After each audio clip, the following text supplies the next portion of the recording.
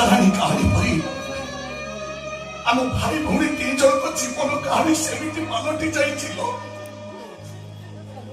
ଅନେକ ପୂଜାର୍ଚ୍ଚନା କରିବା ପରେ ରାଣୀ ପୁଅଟିଏ ପାଇଲେ। ଜ୍ୟୋତିଷ କହିଲା, ଏ ପୁଅ ଯଦି ତମ ପାଖରେ ରହିବ କି ତମେ ଯଦି ତାକୁ ନିଜ ପୁଅ ବୋଲି କହିବ, ପୁଅଟା ଖୁବ୍ କମ ଦିନ ଭିତରେ ମରିଯିବ। ଛାତିରେ ପଥର ରଖି ରାଣୀ କହିଲେ, ରାଜା, ଆମ ପୁଅକୁ ନେଇ ତମେ ମନ୍ଦିର ପୂଜାରୀକୁ ଦେଇଦିଅ। ପୁଅଟା ପଛେ ଆମର ହିଁ ନ ରହୁ, କେହି ତାକୁ ଆମ ପୁଅ ବୋଲି ନ କୁହନ୍ତୁ, ହେଲେ ଆମ ପୁଅଟା ଯୋଉଠି ଥାଉ ବଞ୍ଚିକି ସାନ ଭାଇ, ଆମ ବଡ ଭାଇ ପଛେ ଆମର ନ ହଉ, ହେଲେ ସେ ଯୋଉଠି ବି ଥାଉ ସେଠିକି ମରିଲେ ବଞ୍ଚିକି ରହୁ।